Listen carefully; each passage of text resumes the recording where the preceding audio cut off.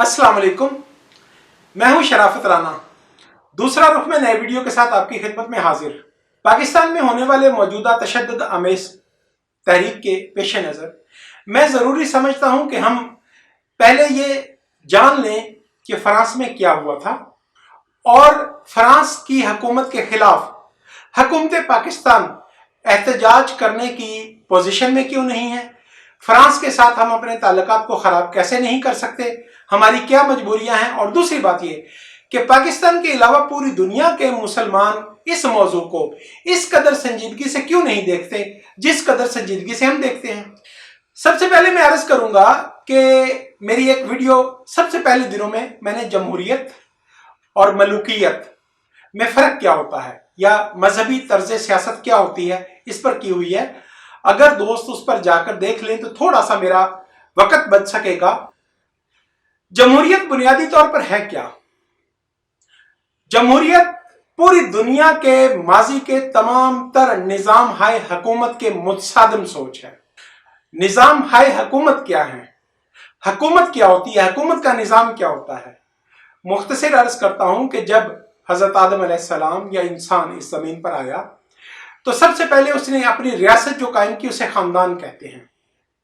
हजरत आदम और हव्वा के बच्चे पैदा हुए और उन पर उन्होंने हुकूमत की।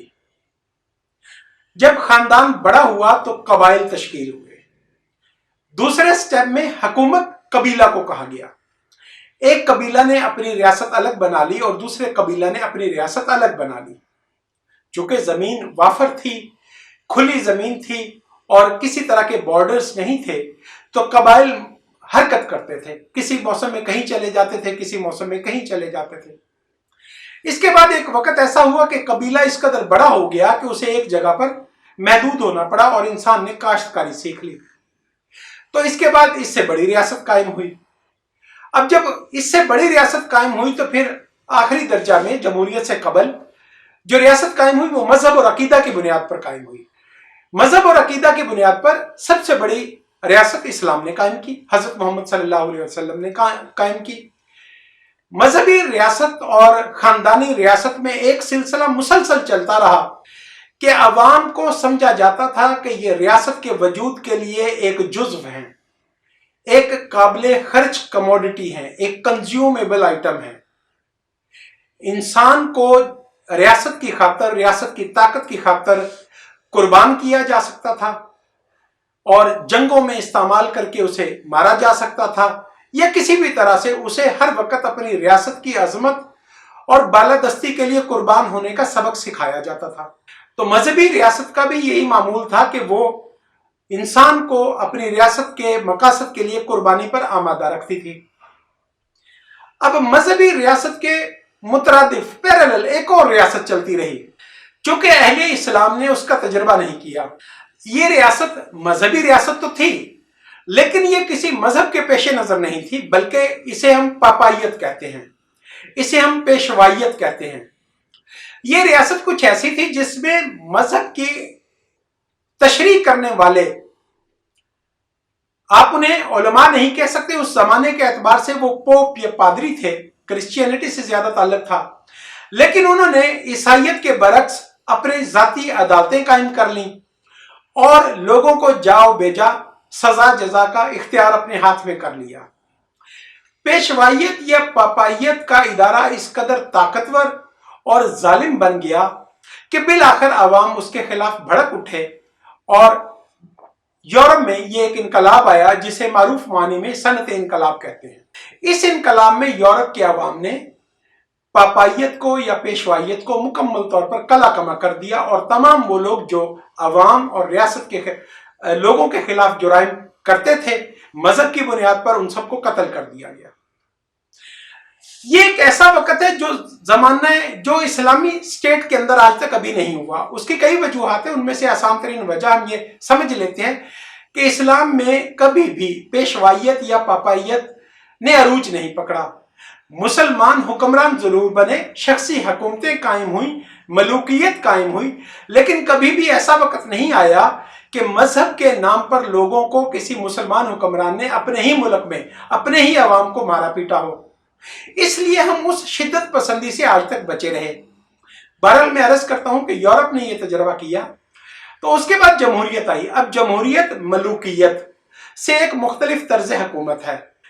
मजहबी रियासत में, मलूकियत में, शख्सी हुकूमत में लोगों को ज़हनी तौर पर तैयार किया जाता है कि आप रियासत की कमोडिटी हो, आपको खर्च किया जा सकता है, आपको कत्ल किया जा सकता है। इसके बरक्स जमहूरियत एक ऐसा तर्ज हुकूमत है जिसके अंदर अवाम रियासत के मालिक करार दिए गए और अवाम पर हुकूमत करने वाले हुक्मरान के स्टेटस से नीचे लाए गए, उन्हें मैनेजर्स करार दिया गया और हर मखसूस वक्त के बाद 3 साल 5 साल के बाद अवाम को यह हक दिया गया कि वो अपने मैनेजर्स को तब्दील कर दे।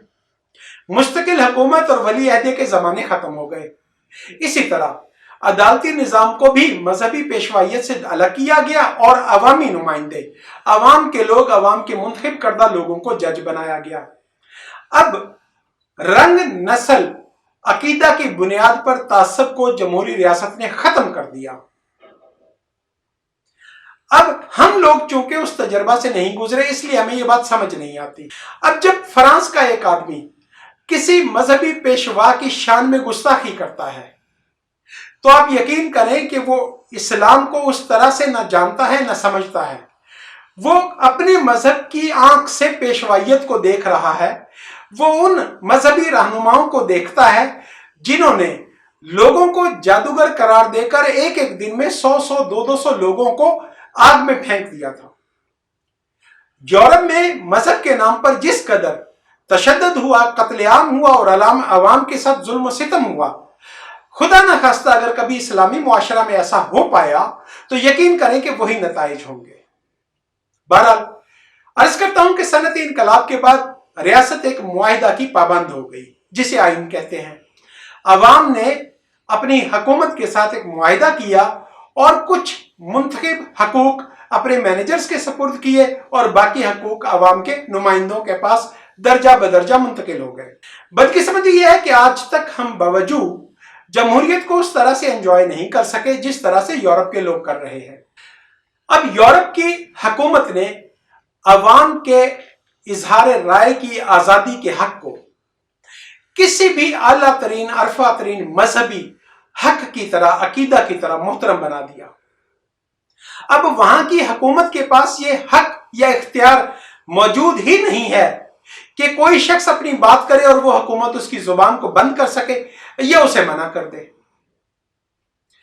अब जब लाखों की तादाद में अवाम होते हैं तो अवाम की जहनी इस्तेदाद और सलाहियत मुख्तलिफ होती है।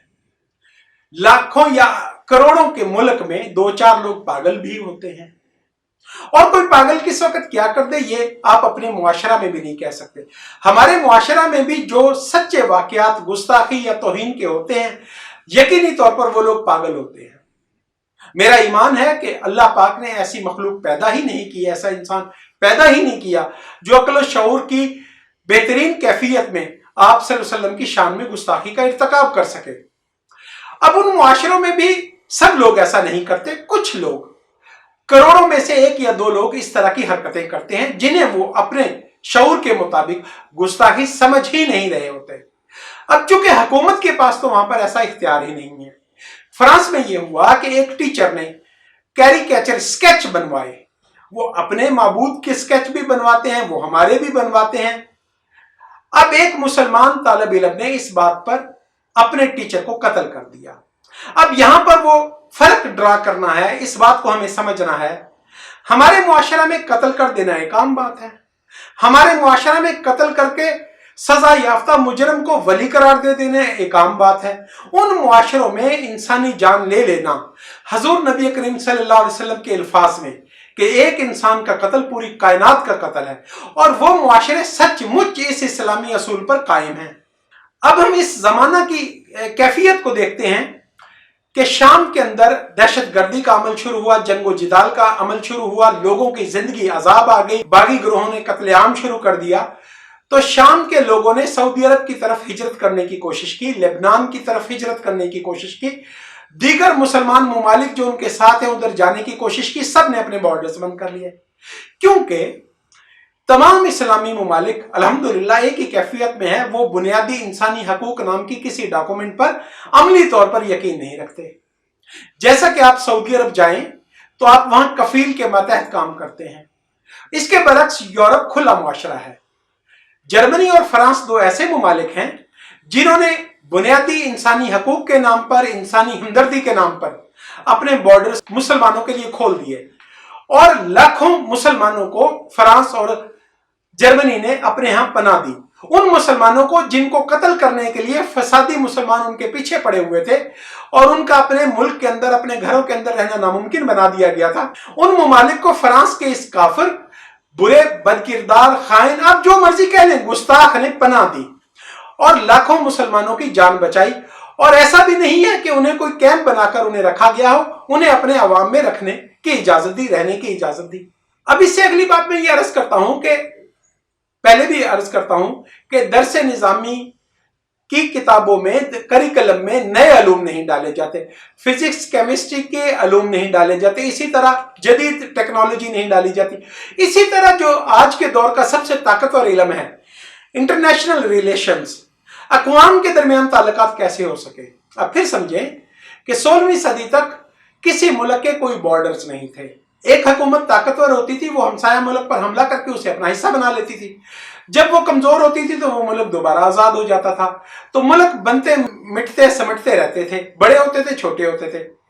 आज बैनुल अक़वामी ताल्लुकात की नौइयत, माहियत कुछ इस तरह की हो गई है कि मुल्कों के, अक़वाम के बॉर्डर्स तकरीबन मुस्तकिल हैसियत इख्तियार कर चुके हैं। अब मुमालिक के दरमियान ताल्लुकात को कैसे रखना है, यह भी बुनियादी तौर पर इस्लामी शरीयत के असूलों के मुताबिक है कि आप दूसरे मुल्क के सफीर के साथ ज्यादती नहीं कर सकते। आप दूसरे मुल्क के सफीर को उसकी जान की हिफाजत करने के जिम्मेदार हैं, हम सब जिम्मेदार हैं। तो बैनुल अक़वामी मामलात का मुतालिया न होने की वजह से हमारे उलमाए कराम बाज़ औक़ात गलतफहमियों का शिकार होते हैं।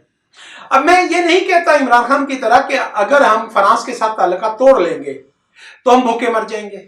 मैं अल्लाह पर ईमान रखता हूं और मैं आप या उलमाए कराम का तालिब इल्म होने के नाते ये मानता हूं कि अल्लाह ताला बरकत देंगे तो हम जिंदा रहेंगे और हम सरवाइव करेंगे। लेकिन क्या फ्रांस के साथ ताल्लुकात तोड़ना सिर्फ फ्रांस के साथ ताल्लुकात तोड़ना है? हमें आज की सूरत हाल को समझना है कि दुनिया एक ग्लोबल विलेज है। दुनिया में कोई भी चीज आपकी नहीं है। दुनिया का टेलीकम्युनिकेशन का निजाम ग्लोबल है। एक ही निजाम के तहत आपके मोबाइल फोन चलते हैं, एक ही निजाम के तहत आपका रेडियो चलता है, एक ही निजाम के तहत आपके टेलीविजन सेट चलते हैं, एक ही निजाम के तहत आपके अखबारात काम करते हैं, एक ही निजाम के तहत आप तक मालूमात पहुंचती हैं, एक ही निजाम के तहत आपके टेक्स्ट बुक्स तैयार होती हैं, एक ही जगह से आप अलूम को इकट्ठा करते हो। और अब जब चीन के अंदर कोरोना की वबा आई तो चीन ने जेनेटिक कोड इस वायरस का पूरी दुनिया के साथ पहले महीने में शेयर कर दिया कि खुदा के वास्ते कोई भी जद्दोजहद करे और इसका इलाज तलाश करे। तो ये जो ग्लोबल विलेज का कंसेप्ट है, मैं बदकिस्मती के साथ समझता हूं कि उलमाए कराम इसको दुरुस्त तौर पर तशरीह नहीं कर पा रहे हैं। इसमें यह तो मुमकिन है कि हम को एग्जिस्टेंस या बाहमी राब्ता के लिए कोई ऐसे असूल वज़ा कर ले और हम उनके साथ आर्गूमेंट करें, हम उनके साथ डिबेट करें। फिर हमें यह समझना होगा कि गुस्ताखी का फेल किसी भी मुल्क की तरफ से इज्तिमाई तौर पर नहीं होता। यह इनफरादी और अफराद का फेल है और वो अफराद यकीनी तौर पर जहानत के कम तर मायार पर होते हैं, वो पागल लोग होते हैं। ज्यादातर मुनासिब मैं यही समझूंगा कि उन्हें नजरअंदाज कर दिया जाए। और जैसा कि एक मुजरम ने न्यूजीलैंड में मुसलमानों की मस्जिद पर हमला किया था, तो न्यूजीलैंड के वजीर आजम ने अपने अखबारात को, मीडिया को हुक्म दिया कि इस इंसान का नाम नहीं आना चाहिए। इसने ये दहशतगर्दी की वारदात ये की है कि ये पूरी दुनिया में मशहूर हो जाए, मैं इसे गुमनाम करके मारूंगी। मैं समझता हूं कि दुरुस्त तरीन तर्ज अमल यह है कि ऐसी हरकत करने वाले को गुमनाम करके मारा जाए, उसका कोई जिक्र ना करे, उसे शेयर ना करें, उसको डिस्कस ना करें, उस पर लानत भेज दे और अल्लाह की जानिब रजू करे कि उस पर अजाब नाजिल हो। मैं यहां ये अर्ज करूंगा और पहली वीडियो में भी मैं अर्ज कर चुका हूं कि फर्ज करें कि हम उलमाए कराम की हर बात से इत्तफाक कर लेते हैं कि वो सच्चे हैं और गुस्ताखी का ये अमल फ्रांस की कौम ने किया है, तो फिर हमें ये याद रखना चाहिए कि आज की दुनिया में हम मुसलमानों की कंट्रीब्यूशन, हमारा शेयर, हमारा हिस्सा इसी कदर है जिस कदर ताइफ के वकूआ के वक्त मुसलमानों का हुआ था।